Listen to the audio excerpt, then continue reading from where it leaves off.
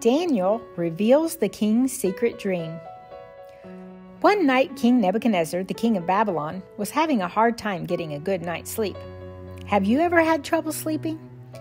Toss, turn, sit up, lay down, sit up, lay down.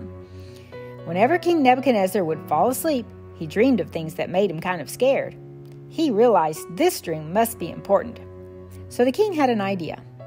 The next day, he called some of his special smartest servants and said, "I've had an important dream, and I really want to know what it means." The smart men said, "Tell us your dream, and we will tell you exactly what it means." But the king said, "I need to know if you are really all as smart as you say you are." "I know how to tell if you're as smart as you say you are. I'm going to keep my dream a secret, and I want you to tell me the dream I had last night and what it means.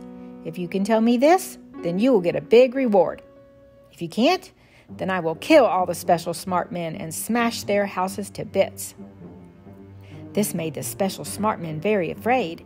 They said, "Oh, king, that is too hard. No person can ever tell another person what dream they had last night. That is impossible." This made the king very angry, and he sent out the order that all his special smart men would be killed.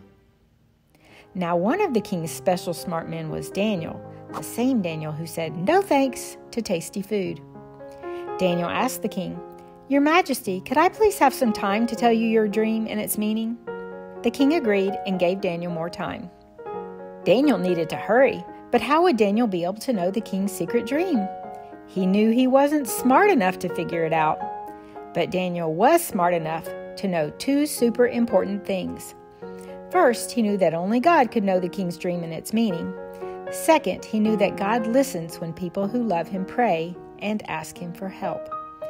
So Daniel went home and asked his friends, Hananiah, Mishael, and Azariah, who were also called Shadrach, Meshach, and Abednego, to pray for mercy from the God of heaven so that they and all the other special smart men could live. And do you know what God did? That night, God gave Daniel the same dream that the king had. Then God told Daniel what the dream meant. Daniel and his 3 friends were so happy, and Daniel praised God's wisdom, saying, "Only you, God, know the deep and secret things. You know what is in the darkness, and light lives with you. You are so great for giving me an answer for the king." So Daniel was taken to the king. The king asked, "Are you able to tell me my dream and what it means?" Daniel said, "Nope, that's impossible. But there is a God in heaven who can, and he told me so that I could tell you." Then Daniel told the king his dream. King Nebuchadnezzar's dream was about a large statue made of gold at the top, then silver, then bronze, then iron mixed with clay at its feet.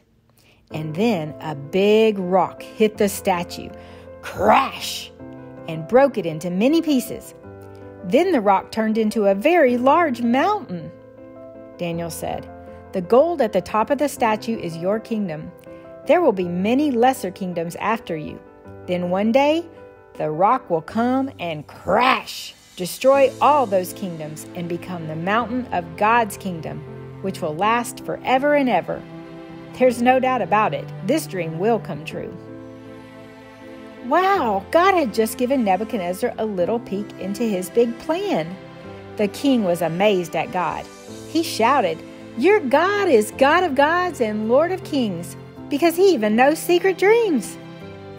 Then King Nebuchadnezzar made Daniel and his 3 friends in charge of the whole land.